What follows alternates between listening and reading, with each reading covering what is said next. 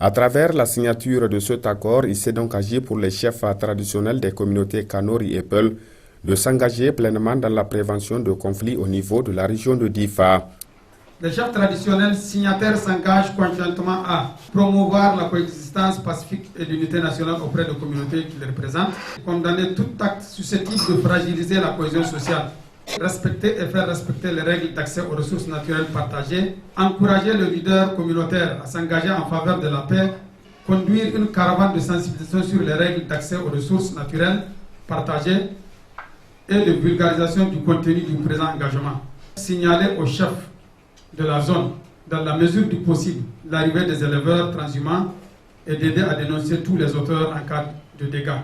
Respecter les dates de libération des champs fixées par les autorités.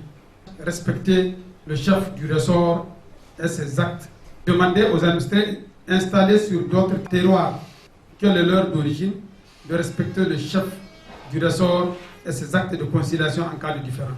Cependant, au regard de l'importance du travail, les parties demandent à l'État de soutenir leurs efforts de pacification le long de la rivière Komadougou-Yobé et autour du bassin du lac Tchad. Faciliter à travers ses partenaires des missions de sensibilisation auprès des communautés sur l'ensemble des textes régissant le foncier rural. Renforcer les capacités des chefs traditionnels et des maires quant aux textes régissant le foncier rural. Accélérer le traitement des affaires pendantes devant la justice. Accélérer la mise en place de l'unité spéciale de sécurité dans la commune de Chitmari et multiplier des patrouilles permanentes le long de la Komadougou. Instruire ses représentants, notamment ceux de la justice et des forces de défense et de sécurité, ainsi que les préfets et les maires, à adopter un comportement irréprochable dans le traitement des dossiers fonciers. Veiller à ce que les organisations non gouvernementales et les associations de développement respectent leurs missions statutaires et de protocole de mise en œuvre de leur activité sans se substituer à l'État.